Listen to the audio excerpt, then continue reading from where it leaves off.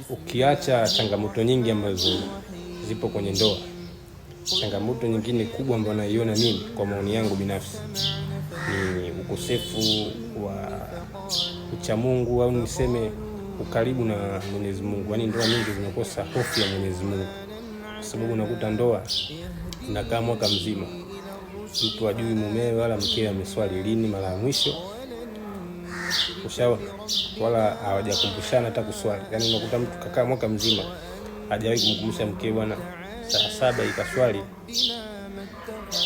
na mtu hajamkumbusha mumewe, bwana saa 2 ikaswali. Kwa ukiona una namna mnakosa ukaribu na Mwenyezi Mungu, ujue kuna tatizo hapo, kwa sababu hata hiyo ndoa mmeoana, mmekutana, mnaenda kujenga familia ni kwa sababu Mwenyezi Mungu ndo amewapa hiyo riziki. Na hata ikitokea changamoto nyingine, ilhali nyie mpo ndani ya hofu ya Mwenyezi Mungu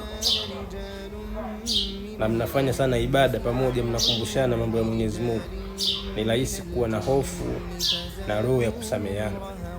Ila mkiwa mbali na Mwenyezi Mungu, ndio hiyo kudumu inakuwa ni ngumu, kwa sababu hata maadui wenu wanakuwa na nafasi na upenyo mkubwa sana wa kuombea mabaya. Ushaona? Lakini zamani unakuta ndoa, wazee wetu mtu Jumapili wanakumbusha, bwana twende kanisani, wanaenda familia, baba mama, wazee wetu wanakumbusha, wanaenda msikitini. Ila ndoa nyingi siku hizi tumekosa hiyo. Kwa hiyo mtu unapokuwa kwenye ndoa,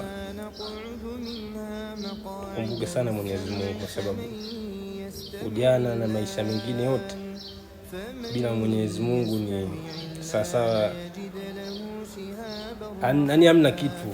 Kwa tukumbushane sana kwamba ili chochote kifanikiwe, tunahitaji sana kuwa karibu na Mwenyezi Mungu, kwa sababu pia kuna watu ambao ni ndugu, ni marafiki, hawapendi, hawaombei hiyo ndoa yako idumu, afurahi. Wewe ukimwacha mkeo, wewe mwanamke ukiachwa na mumeo, anatokea ndugu rafiki atasema, tulisema bwana wa kudumu kwenye ndoa atakuwa ni yeye.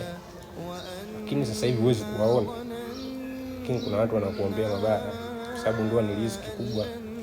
Moja ya riziki kubwa duniani ndoa, kwa sababu unaenda kujenga familia pale, unaenda kutengeneza watoto. Kwa kuna watu hawapendi hiyo riziki upate. Kwa hiyo jamani, tusisahau kukumbushana kufanya ibada kwenye ndoa zetu. Tusikumbushane kukaa kuziombea ndoa zetu, bwana mke wangu leo tufanye dua tuiombee ndoa yetu. Maadui ni wengi jamani. Tukumbushane kufanya ibada. Tofauti na hapo, kazi bure. Ukiona ndoa haina hofu na Mwenyezi Mungu, ujue